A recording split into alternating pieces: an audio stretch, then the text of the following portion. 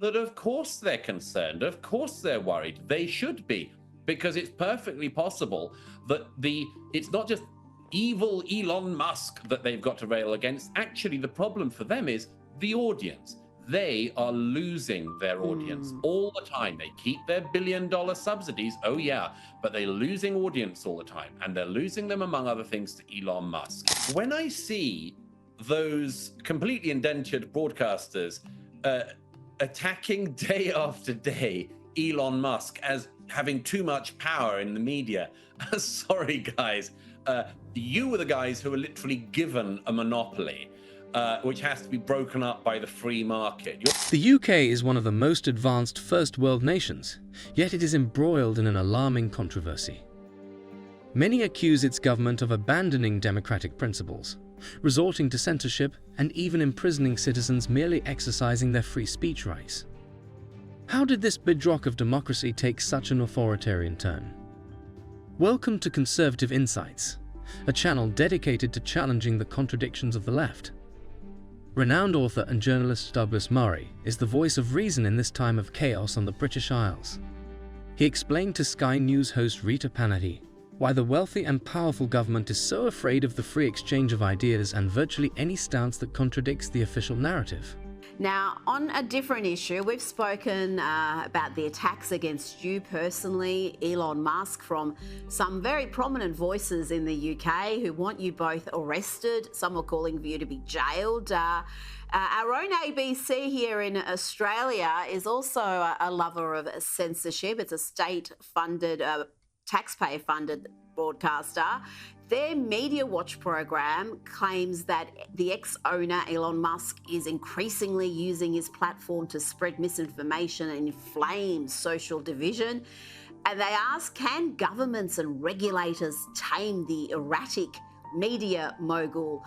Is that really what's happening, Douglas? And is this a good use of our $1 billion+ of taxpayer money that goes to the ABC every single year? Exactly. I mean, it's amazing, isn't it, Rita? In Australia, in Canada, in Britain, all these countries, among others, have national broadcasters. And as you say, they're in receipt of huge amounts of public money. It was late July when a 17-year-old suspect, identified as Axel Rudakubana, allegedly attacked and killed 3 little girls in Southport. We remind all concerned that criminal proceedings against the defendant are active and that he has a right to a fair trial. It is extremely important that there should be no reporting, commentary or sharing of information online which could in any way prejudice these proceedings. Riots ensued as the people vented their frustrations over lawlessness and the UK's ongoing migrant crisis. Many accused social media users of spreading disinformation, and political leaders quickly turned to authoritarian rhetoric to smear people for nothing more than reposting comments.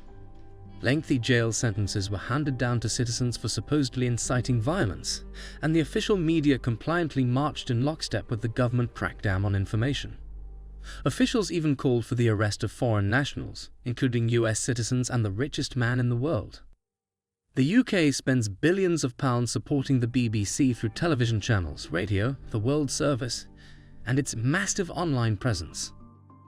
Murray noted that national broadcasters are granted a virtual monopoly using taxpayer dollars to spread the official message. Yet these same indentured broadcasters attack those outside the government fold, such as ex-owner Elon Musk daily.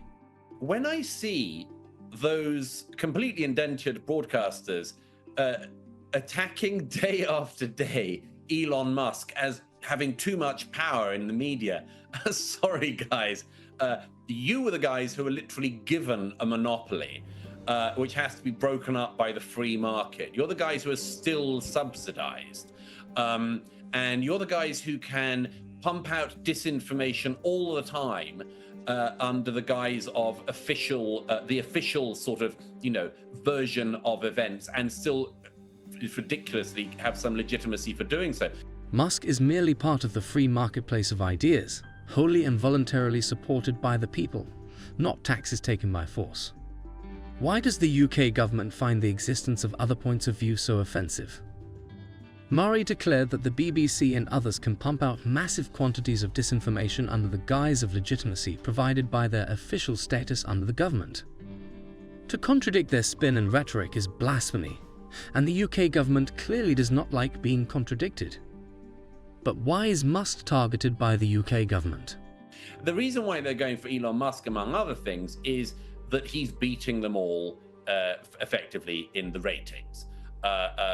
X, Twitter, under his ownership, has become so much more respected and used as a news source than ABC and others.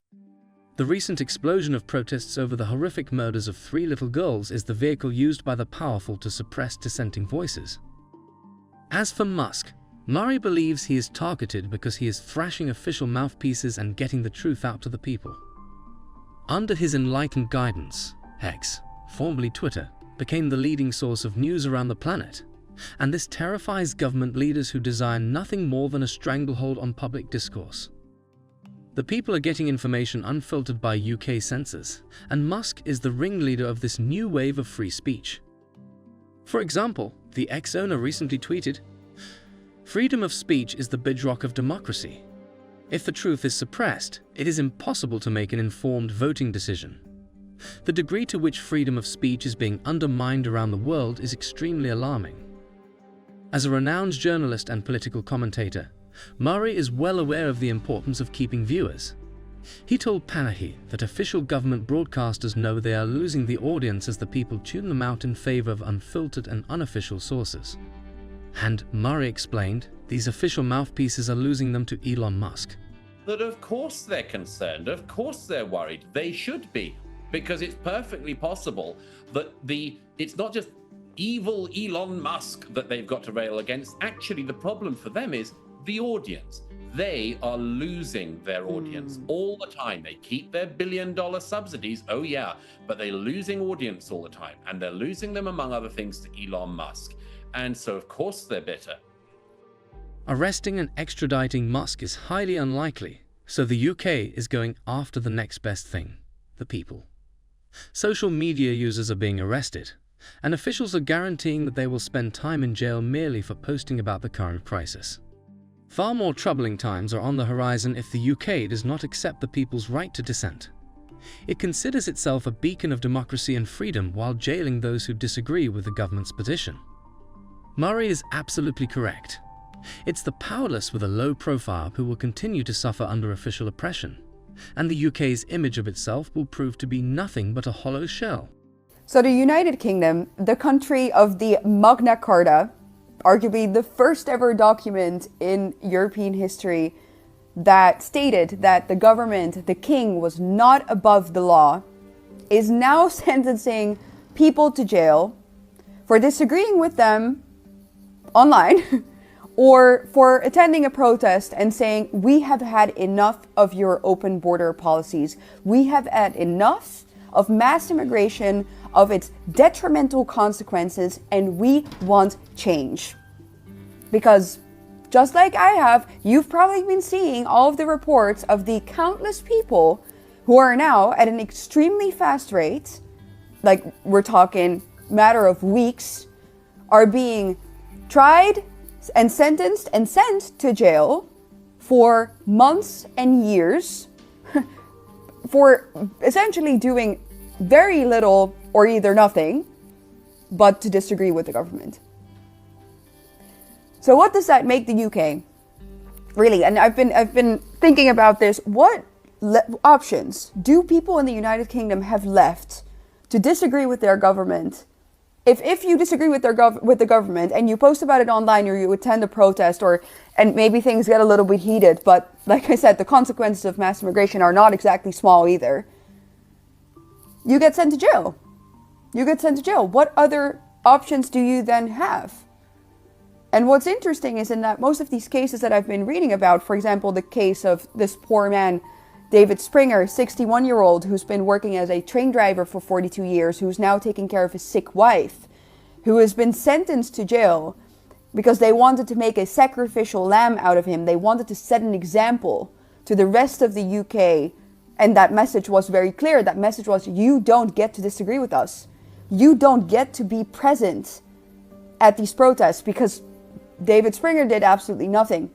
And we have video footage of that. He was there. He, according to the reports, maybe shouted something at the police. Well, boo-hoo. Is that worth 18 months in jail? I don't think so. And we know for a fact that other people who commit far worse crimes, actual crimes, in the United Kingdom, do not get sent to these types of sentences or get sent to jail for this type of time.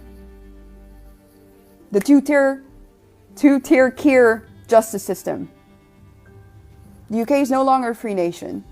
If you do not have democratic options to express your disagreement with the government, that country is no longer a democracy. And that's the only conclusion that I can come to in all of these cases. A mother of 5 being sent to 26 months in jail because she threw a can at the police, is that proportionate? A man online who committed the crime of according to the government, inciting racial hatred because he posted one post on Facebook? Is that proportionate? I don't think so. I don't think so. But it's very clear, like I said, what the message is here. You are not allowed to disagree with the government.